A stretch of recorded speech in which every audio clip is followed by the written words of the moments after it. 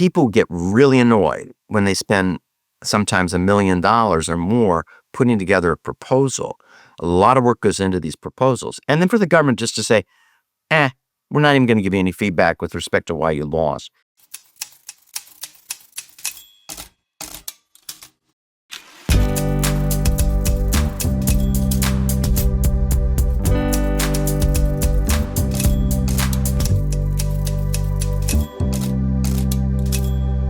Greetings, everyone. Welcome to the Optimized Podcast by VisibleThread. I'm your host, Chris Hamm, and today I am joined with an incredible guest, Rob Burton. He has been in the GovCon space for a little bit longer than me, and has extensive experience throughout, from working from law firms, working at DCMA, advising, everybody, and did a stint at OFPP, was the deputy administrator there, and has lots of interesting anecdotes. So I want to welcome Rob to the podcast. Thank you, Chris. We're going to have a conversation, a couple of different topic areas, but I want to open with something light. So your time in DC. You spent many, many years there. My question for you is, where's the best happy hour? Where's like the after work in your career you swung by, and what's the first place you're like, you know what, I'm going to go hang out at this place? Oh my gosh, good grief, Chris. Hey, but listen, I want to tell you before I answer that question, I'm a true swamp person. Okay, so I was actually born in Washington. How many people are actually born in Washington? And so I've been here my whole life except when I went to college and law school. And so you think I would know every place to hang out in DC, right? But I have to tell you, where I take people, especially from outside Washington, is this new Washington hotel, because Hotel W, they have this outdoor bar on the top with this incredible view of Washington. You just cannot beat that. It's really pretty much a high up-end bar now, and it's a beautiful view of Washington. This is where I take anybody visiting Washington, that's where I take them. So that would definitely be the number one spot. I would have gone with Off the Record at Hey Adam, but I like it too, but no view. Yeah, sure. All right, so I gave a quick rundown of your bona fides, but what are you doing right now? Like what's the main job today? So I'm a partner at Kroll Mooring, which is a big law firm in Washington, D.C. It has the largest government contracts group in the country. So all these people roaming around that know a lot about government contracts. But I'm a bit unusual because I'm not a litigator. I do a lot of government relations type work. So I help clients with their problems. If they have a problem on an existing contract, I try to elevate it to someone higher in the agency to resolve it. I also, unusual for a law firm guy, I help companies market to the government, try to increase their brand and awareness of their capabilities. The government's important with respect to relationships, just like in the commercial world. Everything's based on relationships. So I try to help companies with those relationships with the federal government. And as you well know, Chris, the government's sort of hard to deal with, and they're not real user-friendly for sure. And then I do this expert witness work for other law firms, again, highly unusual, where I go in as the expert in government contracts and actually testify on behalf of a plaintiff or a defendant on government contracts issues. And that's a lot of fun. I'll probably do that even after I retire from the law firm. So the connection to the question, I have been on the receiving end of one of those phone calls from you. And usually when I get a phone call, and I mean, I've known you for decades, so like it's a friendly phone call, but when I get a phone call from Rob Burton, when I'm inside, I was thinking, this means that there's a possibility that somebody's going to protest. There's if we did something somebody doesn't like. And I know this guy's Chris that filed protests. Yeah. So let me move into that first subject then, on like the nature of protests, and particularly right now, like in 2025 going into 2026, what does the protest landscape look for you under the Trump administration? So, I don't think it's any secret, Chris. The Trump administration doesn't like protests. Of course, who really does if you're in the government? Who really enjoys protests? There's no question they delay a procurement, dramatically so. And there's all sorts of unpredictability regarding these protests. But the interesting thing about these protests is that they're declining. If you go back all the way to 2016, you'll actually see the number of protests gradually declining, except for there was one aberration in 2023. There was a huge protest regarding the CIO SP4 procurement. 119 protests, right? Anyway, not, in 2023, the number of protests shot up because of that one procurement. Generally speaking, they're going down fairly dramatically. And they're just a tiny percentage of the number of contracts. It's less than 1% of the number of contracts that government awards. So you wouldn't think it would be a big, but they usually are protests on big procurements. They usually are protests that will hold up major procurements. And that's why the Trump administration in particular dislikes them greatly. They would love to get rid of them, but it's statutory. It's sort of hard to get rid of it without Congress. And guess what, Chris? The group that listens to protests, the General Accountability Office, is owned by Congress. So more than likely, Congress will not shut it down. So I think protests are here to stay. GAO's here to stay, and GAO is sort of the congressional oversight arm, for Congress. They do many things in that regard, where they do oversight over agencies, and protest is just one of their functions. But the Trump administration would love to see some type of disincentive at least. Now, I haven't seen any legislative proposals, though, put forward yet that would seriously change the incentives. But the Trump administration would like to see, hey, if you were a protester and you file a frivolous protest, you're going to have to pay the other guy's legal expenses. The idea that the loser should pay. They would love to have something of that nature to disincentivize frivolous protests. And I hate to tell you, but there are some frivolous protests. Yes, no question about it. We have seen a couple of notes recently where there are citations in a protest that are clearly hallucinations from AI. That some company has just randomly, they put it in, and this one came out, and they didn't even bother to check the public record on whether or not this is an actual real citation. That you bring up a huge point.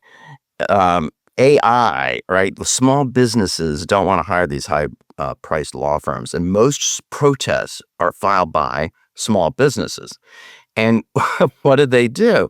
They use AI to put their protests together. So GAO is getting really annoyed by that, and GAO has threatened sanctions against some of these small businesses that have filed really, really unprofessional bid protests. This is actually a new problem, Chris. With the advancement of AI, you're actually seeing now really sloppy protests, and GAO, I think, will actually take action to somehow disincentivize the filing of those protests. Yeah, if anybody from GAO or Congress is listening, simple idea. You get one protest that has a hallucination. I'd like to have a timeout. You can't file another protest for 3 months, 6 months. The second protest for another year. To stop the encouraging the use of just the frivolous things that just delay everything. Right. Totally agree. Yep. I think GAO might do something of that nature, Chris. We'll see. And they gotta meet in order to do that. Congress needs to get back together, but maybe the furlough will be over by the time the budget will be passed by the time this actually airs. Right. All right, so let's move on. New topic, second area. I used to work in GSA. GSA used to be a relatively sleepy agency, and then in this administration became a very, very significant agency. Lots of ideas around centralization, procurement consolidation, and then this new strategy called OneGov. And so, you're sitting watching this. Was this shift a surprise, or is this really just the direction of moving back towards being more efficient? Well, this isn't new. The idea that GSA should have most of the procurements for the federal government. We've pondered this and thought about. And I think in 2007 I rolled out what was called the Strategic Sourcing Initiative, and that was pushing agencies to use GSA more for the purchase of common goods and services. And I got an enormous pushback, Chris, right? This is 2007. Enormous pushbacks from the agencies that, are you kidding? We're not going to have GSA do our procurements. Oh my gosh, they don't know what they're doing over there. So there was a lot of agencies, especially DoD, definitely did not want to use GSA, maybe not even necessarily for the GSA schedules, not necessarily even use the GSA schedules. It was a real problem. So there's been this pendulum going back and forth, with respect to whether to centralize procurement and GSA. Generally speaking, the agencies have revolted and said, no, I think this is a new day. I think that the agencies are much more in line with administration policy. I think, and then unlike the first two Trump administration, I think this Trump administration has much better alignment of all the departments, and they're all singing off the same sheet of music. And I think these executive orders are sending powerful messages to the agencies. This is the way the president wants. These are his priorities. This is what he wants. Interesting, too, with these executive orders, Chris. The president has issued over 200 executive orders. 60 of them touch upon acquisition. 4 of them directly address acquisition. One of them being the executive order to say, hey, I want to consolidate the purchase of common goods and services at GSA. I think that sends a very strong message. We've never had executive orders of this magnitude. Actually, I don't remember executive orders on procurement. People are like, procurement? Who cares, right? And so this is sort of exciting if you're in my world or our world, to see a president who's actually laser focused on procurement and improving the procurement process. And the theory is if they consolidate procurement at GSA for common goods and services, not things that are unique to an agency, obviously, it will be more efficient, cost effective. I think what we're going to see in the next couple of years will be more usage of the GSA schedules and more usage of government-wide contract vehicles that are housed at GSA. And that is going to be interesting to watch. For example, Chris, they're talking right now about moving NASA SOUP, a very successful government-wide contract vehicle, move that government-wide vehicle to GSA. Wow. If that happens, like back when I was at the Office of Federal Procurement Policy at the White House, that would have been unheard of. NASA would have screamed and yelled and said, no way are we moving NASA SOUP to GSA. I think it's different today. And it won't happen till after these contract awards on what's called SOUP 6, until that's actually complete, probably April, May timeframe. Well, everything's delayed now because of the shutdown.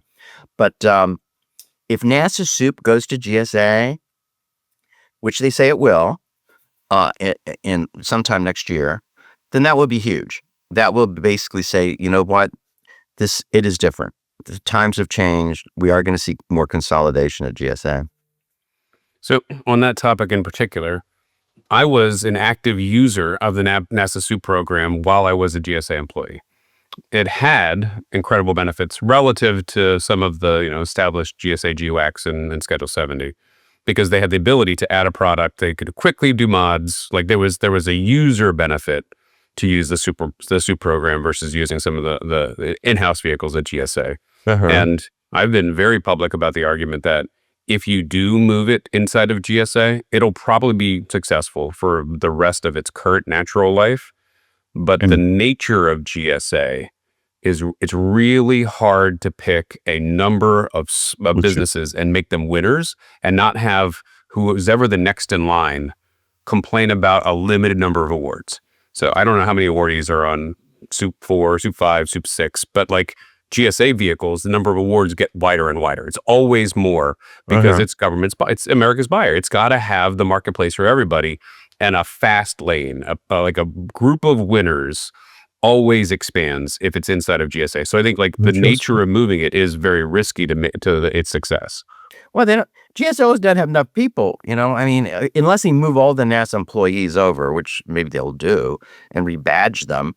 But this is one of the challenges GSA has right now, Chris.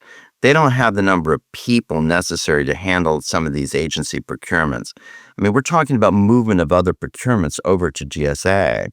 And that, I'm sure you're aware of this new, don't you love acronyms? The government's got to have an acronym, right? So we got OCAS now. We got the Office of Centralized Acquisition Services. It's like, well, what the heck is that? A new office at GSA called OCAS. Well, the vision is that this new office at GSA will handle procurements for smaller agencies in particular. So they've already moved SBA over, OPM, HUD. Well, HUD's not that small, actually. And the idea is, well, let's just try it out. Let's see how this works. We will handle the procurements for GSA will handle the procurements for SBA, HUD, OPM. But they didn't bring the people. The people didn't come over, just the work. So I think GSA is like, well, we definitely need to get the people.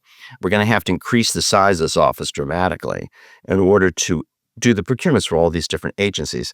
I think there are more agencies to come, Chris. It will be really interesting to see how this works. So, for example, SBA, they stripped the office, they closed the procurement office, but they left like a senior procurement executive, somebody with warrant authority, who could do a quick procurement for the administrator if she needed it or something of that nature. But basically, the procurement function at SBA is at GSA in this new office. How is it? Well, we'll see, right? We will see probably a year from now. We'll have a better feel for how is this really working. If we're measuring in terms of years, I'm going to take, it's not going to be working well at a year. It's going to be several years. Anything new inside of government takes a while to get its footing. Just the resourcing, the technology environment, just like, where are the files? Who knows anything about this one project? Like, it's just hard. And to do that in the middle of an era where there are declining resources, like, it's probably long-term the right answer to do OCAS, but you would have to resource it incredibly well to be successful in the short term. Right. I think that's right. And your old office, you remember your old office, the Office of Assistant Acquisition Service Programs, they did not close that office at GSA. That office is still up and running. And people are confused. Well, how's that different from OCAS? But as I understand it, and obviously you know, that office at GSA handles really very complex procurements and one-offs, if you will, where an agency's like, I need help. I need help in doing a particular large-scale procurement. Yeah, they probably could take a note from NASA Soup and come up with better branding so the names are clear. OCAS versus AS. The soup bowl and the duck is a little bit more effective than OCAS. It's really confusing too, like the distinction between your old office and OCAS. People are confused. Let me add a new acronym then, one that's a little bit better, a little better branding. OneGov. There's also this new OneGov initiative. Oh wow, and that's serious stuff. Okay, the OneGov is serious stuff here. Not that the other's not, but I mean, we're talking big bucks with OneGov. So GSA is sort of related, right? It's related to the consolidation movement. Like everything should be at GSA. So OneGov is, and we're going to speak with one voice to industry on big software. Right now, it's just software products. GSA, we're going to sit down and we're going to negotiate with OEMs, original equipment manufacturers, the big guys, Google, software, Microsoft, all these big guys. We're going to call them in. We're going to negotiate. And they've done it. They have entered into pricing arrangements with some of these big software developers. And the theory is they've saved a lot of money. It looks on paper, it looks like they have had major discounts in pricing. The only thing is they're short-term in nature.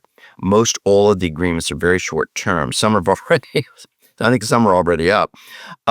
So where does this go? I think what the important thing to look at, Chris, is the administration really wants direct communication with the OEMs. They want the OEMs to be the prime contractors and these resellers who historically have done work for all the OEMs. And in effect, have protected the OEMs because the OEMs don't really want to take on a lot of the risk to be a prime government contractor and all the compliance requirements. So they have this army of resellers who go out and actually enter into the contracts with the government. And the interesting thing, Chris, too, on these OneGov pricing agreements, the resellers are the ones that are going to be implementing these agreements. It's not the OEMs. And so the actual contractual relationship is still with the resellers. Now, the administration is not wild about this.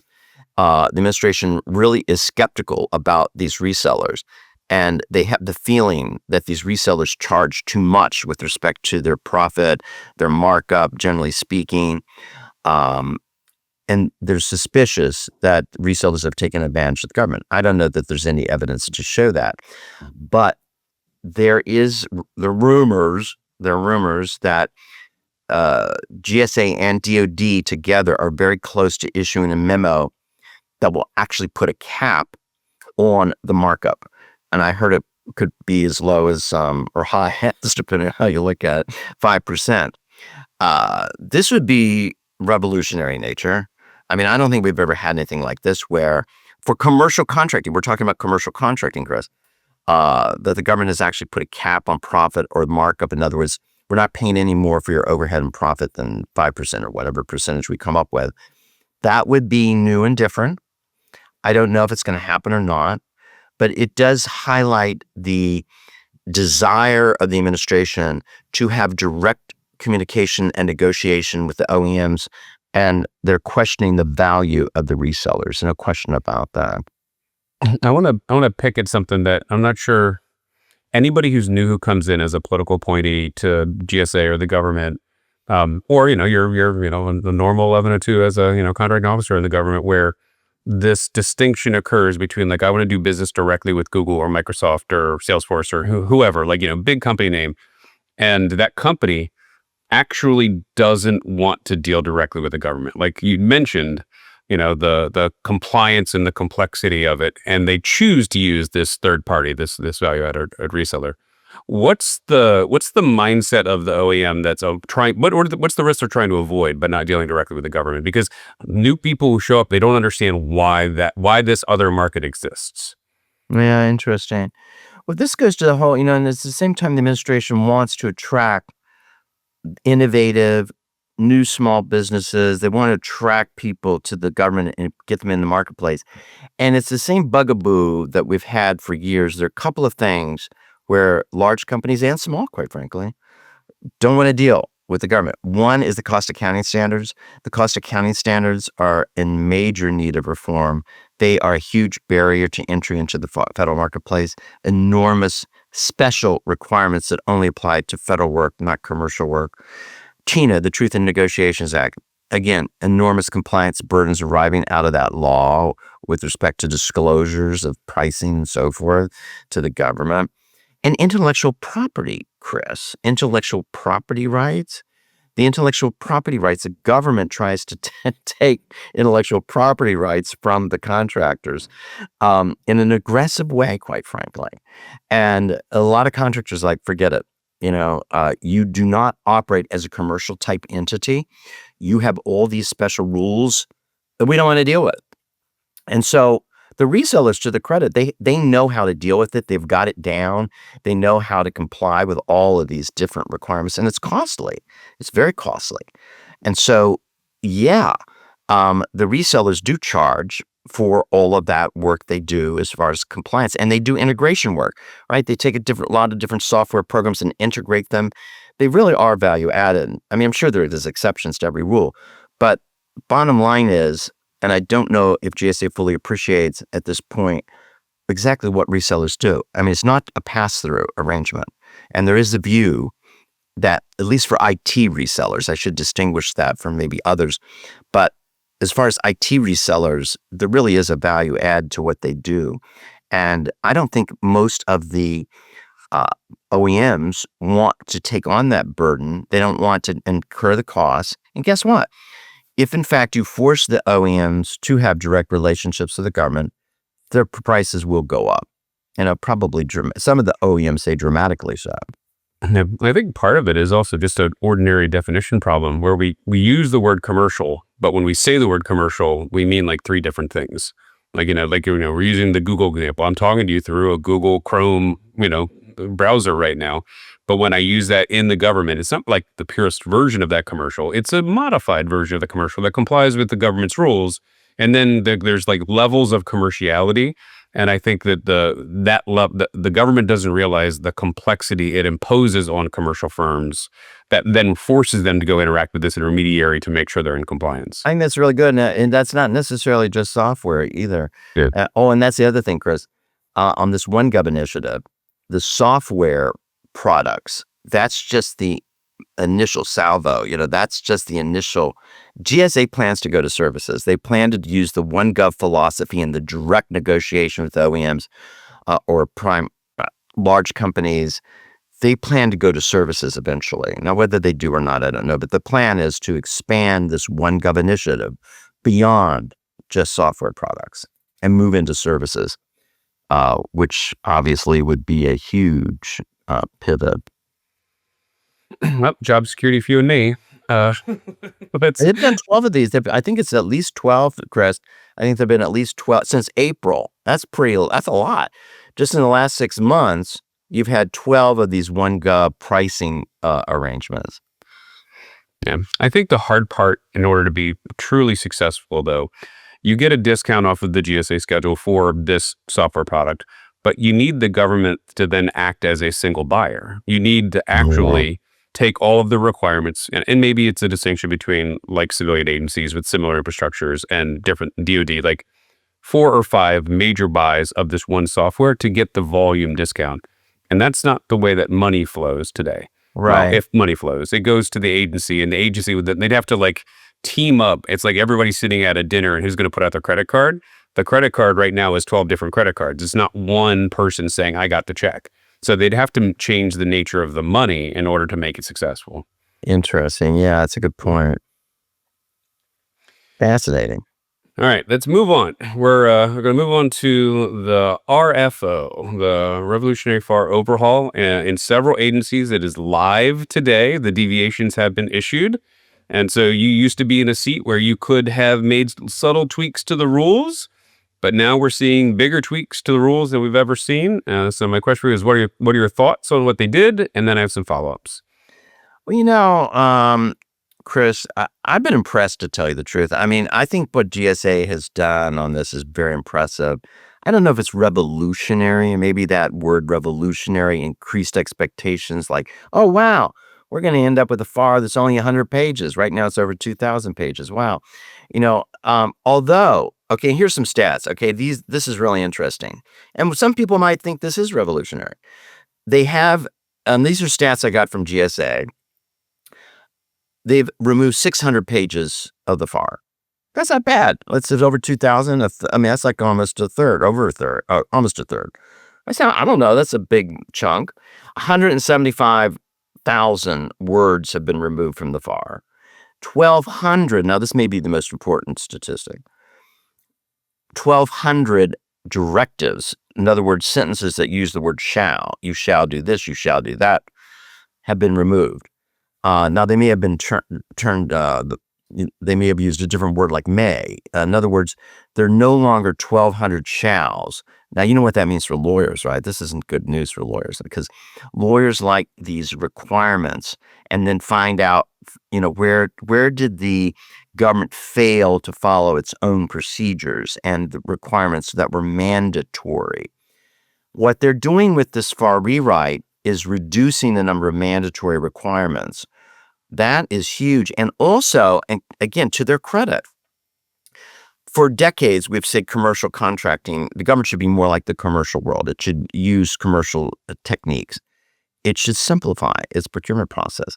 In FAR Part 12, which deals with commercial procurement, which became somewhat of a joke, quite frankly, over the last 20, 30 years, the number of mandatory FAR clauses increased dramatically in FAR Part 12. It was like, wait a minute, you're not supposed to have all these mandatory FAR clauses. It was supposed to be more commercial, like we just negotiate, we don't have all of these mandatory requirements. They increased dramatically. During this FAR rewrite, what they've done on FAR Part 12, commercial item procurements, they've taken out like a third of the mandatory FAR flow down clauses. That's huge. That's great news. Should they've done more? Arguably. But that's a huge start, right? A huge start, taking out a lot of these mandatory FAR clauses out of FAR Part 12. I think all of that is really good news, and I don't know that anyone's really highlighted the benefits. A lot of people going, wow, wait a minute, we don't see, the FAR's not down to 100 pages, and they had made some comment that they were going to try to reduce it, maybe even all the way down to 100 pages. It's just not going to happen, right? Because a lot of this stuff is statutory. So, Chris, that's where, if we're going to see a revolution, it would be with Congress, because a lot of the requirements in the FAR are statutory. So until you change the statutes, the FAR folks don't have much choice. They have to implement the statutes. And there's only I guess what I'm trying to say, you're only going to get the FAR down so much. Yep. And then if you really want to reduce it, you got to get Congress to weigh in and get rid of some of all of these compliance burdens and reporting requirements and so forth that are imposed on government contractors. I think GSA, if you look at their website, the Revolutionary Far Overhaul website, is pretty impressive. They did a line in, a line out. They explained exactly what the major differences are. Now, a lot of people got confused, Chris, because they said, oh my goodness, they've taken out such and such provision. I can't believe they did that. Well, they did, and they moved it maybe to a different far part. So you have to, it's a little bit of a hunt and peck. Some of the provisions were not eliminated. They were merely moved to a different far part. So there was a lot of consolidation, housekeeping. They cleaned up a lot of duplicative provisions. And it did, some folks had trouble following it and thought, oh my gosh, they took out some things we'd rather they not take out. But no, some of it's still there. And, but revolutionary, maybe not, but significant, definitely so. Definitely, we've never had this type of really concerted effort to make the FAR more user-friendly and simple. And I think you've got to give them credit. I think they've done a great job. So I read it as a person who used to run an acquisition organization. And my initial take was like winners and losers. The winners of the RFO were the acquisition community. Flexibility of like the ability to do things more effectively. So I see fingerprints from like Jeff Kosis, the GSA SPE, saying, I'm doing this for my workforce to make them more successful. Yeah. Question. Yeah. And of course, the lawyers are going, oh my gosh, you're getting rid of all these shalls. We don't like that. And you're giving more discretion. Now, the problem with giving so much discretion to contracting officers, you arguably will have inconsistency among contracting officers at the various agencies, arguably. Yeah. And so that's where I was going to go for you. Your first read, winners and losers in terms of industry response. Is this good for the lawyers? Is this bad? Is this good for small business? Is it bad? Like what's your initial take on like how this is going to impact, the protest landscape or small businesses in general? Yeah, well, small businesses have been, I don't think it's the FAR rewrite that has hit small businesses, or really, I'll talk a little bit about, there was a lot of concern that the FAR rewrite was going to somehow hurt small businesses, and the small businesses were going to, for example, the rule of two, where if you have two or more small businesses that are qualified to do the work, you have to set aside the procurement for small business. A lot of people were like, oh my goodness, that rule of two is only statutory from the micro purchase up to the simplified acquisition threshold. It is regulatory above the simplified acquisition threshold. At least that's the way it was. And a lot of people thought, the GSA will probably kill the rule of two for everything above the simplified acquisition threshold. It's not a statutory requirement. Wrong. GSA kept the rule of two. They basically merged the language all together, saying, hey, rule of two applies to anything above the micro purchase threshold. Very clear, rule of two applies. So that means that we have set-asides. We have the set-asides are here to stay. The administration has embraced them. If you look at the new GSA administrator, he just had his confirmation hearing 2 weeks ago, I believe. He said he had 4 priorities. One of the 4 priorities, attract new small businesses to the federal marketplace. He's really focused on small business. I mean, I think that's very positive. Where they've been hurt, where the small business has been hurt, obviously, were these contract cancellations, which really have nothing to do with the FAR rewrite. And they hit it. They took a pretty large toll. Every demographic was hit with respect to the contract cancellation. Small businesses as a whole were hurt very badly. And so you will see more protests coming from small businesses. You do see that because of these contract cancellations. And that's one reason you've seen the AI usage and the small businesses running it with AI and filing their protests. I think all that's going to level out.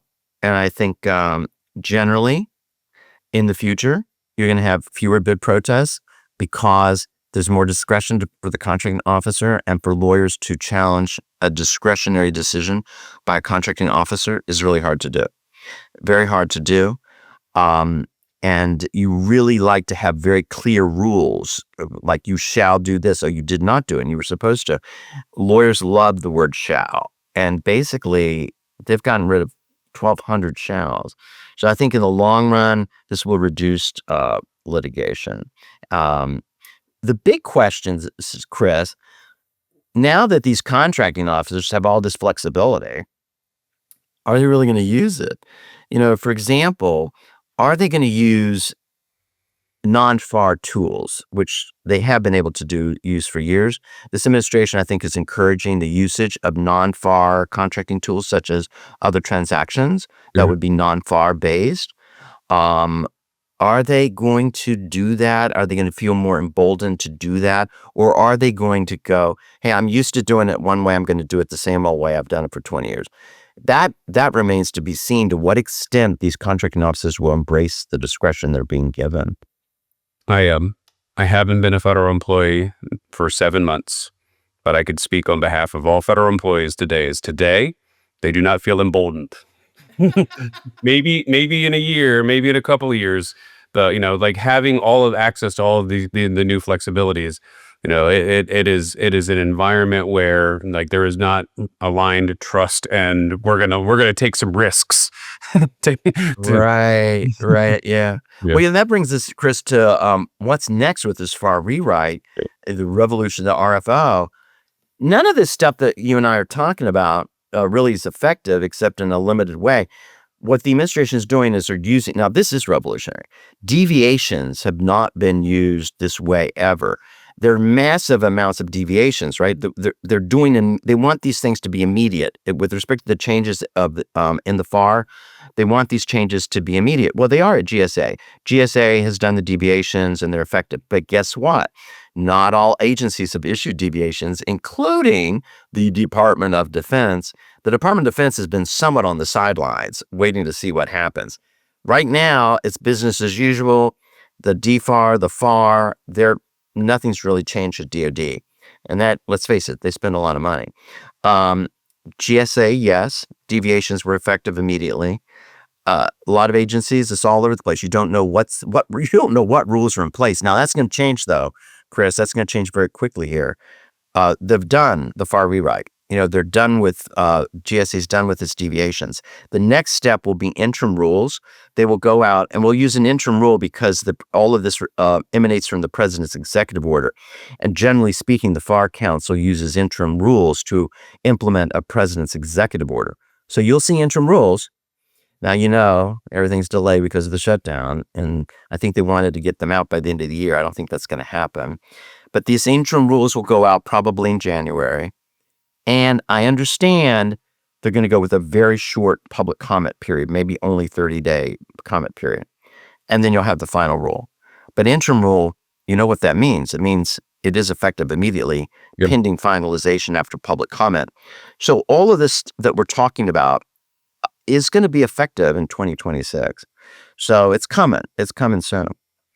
There, I saw today, GSA, DHS, and USDA have issued their deviations, so they can start living in the new world.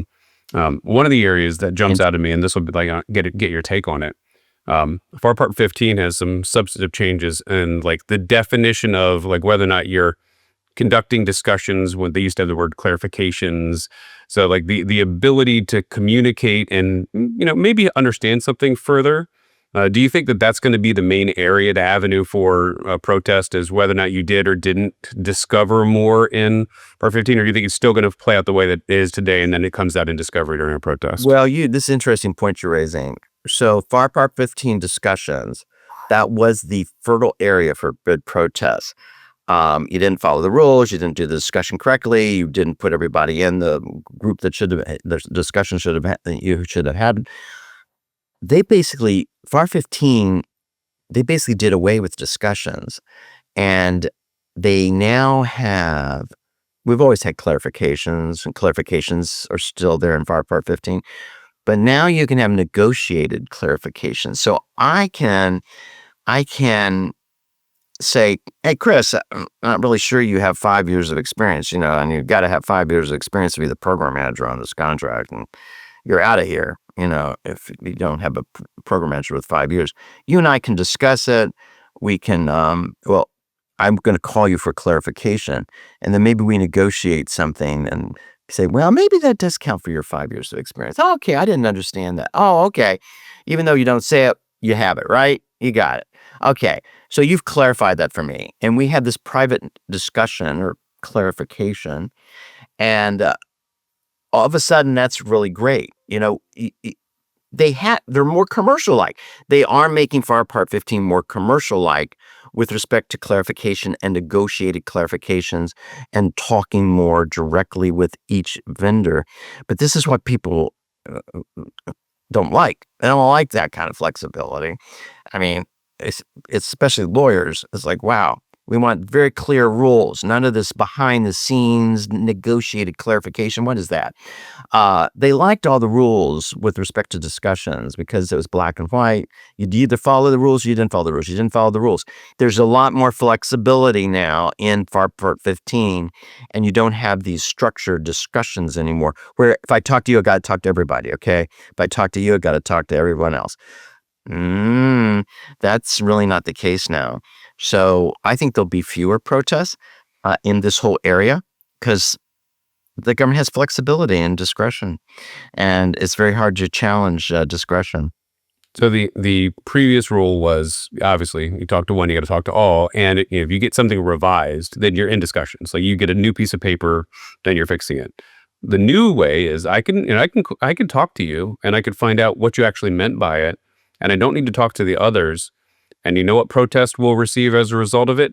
You should have called me and asked me about something you didn't understand. And because you didn't follow the intent of the rules. I've been on the receiving end of the company made a mistake. We didn't let them fix it. And then they protest saying, you had a duty to let me fix it. Like it's in almost every protest that I've received is that you should have conducted discussions and then help me fix my proposal as one of like the four arguments in every proposal. Interesting. Protest. So you're saying that the new line of argument will be, you should have called me for a clarification. Yep. Interesting. Hey, maybe you're right. Huh. Don't you worry. Lawyers will figure out some way to file a protest. Yeah.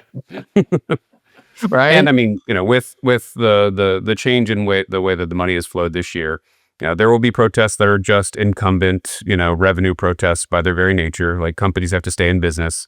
So even if there's not really a reason to protest the new thing, you find a reason in order to just keep, people on jobs, keeping livelihoods going forward. So the era of protests sometimes doesn't really apply to the rules, just applies to the nature of math. Yeah. Interesting. It will be interesting to watch. In the next couple of years, will protests start going up? Because there has been a trend line since 2016, really for the last 10 years, a steady decline in bid protests. Yeah, I've always thought it's tied to the total, like the federal budget. Like if it's flat, protests kind of decline. If we go up or if they go down, that's where you see changes, like, to whether or not companies are winners. And we didn't talk about it, Chris, but these, we didn't talk about debriefings when we were talking about protests. I've been a big advocate of oral debriefings where you tell me, why did I lose? Tell me exactly why I lost. I've had clients before where they have filed protests because they couldn't figure out why the government didn't award the contract to them. And they get these, and this is true with respect to this GSA schedules, all that's required is called a brief explanation. I don't have to give you, I don't even need to give you a debriefing if it's a GSA schedule loss that you're protesting, or if it's a GSA schedule buy. I don't need to give you a debriefing. I just give you a brief explanation. And you know what, Chris? Some of those explanations are, you lost, all right? And he won. So sorry. Thanks for your interest in government procurement. People get really annoyed when they spend sometimes $1 million or more putting together a proposal. A lot of work goes into these proposals. And then for the government just to say, we're not even going to give you any feedback with respect to why you lost. So we've had clients actually have to file protests to find out why they lost. And then once they find out, and oftentimes they drop the protest. And Department of Defense, let's give them credit where credit's due. The Department of Defense is now using debriefings, and oftentimes oral debriefings, much more aggressively, and their protests have definitely declined. I do believe there's a correlation between the number of debriefings you give, true debriefings, not a brief explanation, true debriefings about where your strengths and weaknesses were. I think that if the government embraces debriefings more so than they currently are, you will see protests go down fairly significantly, I believe. I have a unique perspective on this from my previous role, and there's a nuance here that I want to make sure that I stress. There's a dollar amount associated with whether or not you should be providing an oral debriefing, and many of the programs that I used to administer were over $1 billion. At $1 billion, Wow. you receive a written full record, the administrative record of, the expanded debriefing. You get the evaluation report effectively on every one of the largest ones that work used to be conducted out of my office. And I listened to OFPP and the pill and everyone telling me that I needed to do oral debriefings. I've sat in the room across the major defense contractors and given them an oral debriefing. And I can tell you, it is the least satisfying experience of anyone's career. It's by comparison, it's like going on like Survivor or Love is Blind or The Dating Show or whatever it is, and telling number two why you didn't love them. There is no conversation you can ever have with the world's largest defense company saying, we think the other company is slightly better, and it go well. So the largest procurements, it has absolutely chilled the idea of an oral debriefing to the written administrative record, because we know there's the possibility of litigation. And so complying with the process and the rules, you get written at the top end of the market versus an oral debriefing. In the middle, it's totally fine to do an oral, but at the top, you've got lawyers saying, let's just give them the facts. Well, that's good too, though, right? I mean, even a written, you did give them a written debriefing. Yeah. Well, that's good too. I mean, my point is, my experience has been orals sometimes. Well, sometimes it depends really who's on the other side of the table, right? It really depends on who's on the other side of the table. But bottom line is, whether it's oral or written, I think it's really important to give a debriefing, as opposed to a brief explanation. Yeah. And of course, the government, it's a challenge because of proprietary information. So forth. You can't give a whole bunch of information on the winner. You pretty much have to just focus on the loser, whoever you're meeting with. You can't give out other people's proprietary data. So that obviously is a problem, because you can't tell them everything with respect to their competitors, which makes it a bit of a challenge. I have a general view that communication's good. Generally speaking, more communication that is good. I think it's good for the whole system. And this is a challenge, right? The industry gets so frustrated with the lack of communication, not just on debriefings. The lack of communication is just astounding. And it got worse during COVID. It's not too good right now during the shutdown. And industry gets incredibly frustrated by the lack of communication. And that differs from the commercial world, because I've seen the commercial world, right? And geez, the commercial world's very different. There's a lot of communication. Well, we have covered our 3 different topic areas, and we have run close to an hour. So really good stuff. It is time to wrap up. So I have just closing thought. What's your main advice for companies that are in the GovCon space for the next couple of months? What should they be focusing on? I think it is developing relationships and trying, and it's very frustrating, but trying to get out there and trying to talk to people, let them know what your capabilities are and so forth. The government spends a lot of money. The government will continue to spend a lot of money. And so I think, and you do have an administration, at least on paper, that says we love small business. We want to have more people enter the industrial base. They have a problem, and not just small businesses, but large businesses do not want to do business with the federal government.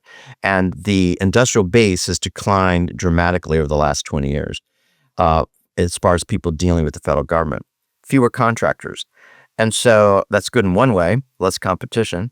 But I think it's bad for the taxpayer, dramatically bad, to have such a small industrial base. That's not good. It's not good for national security or anything else.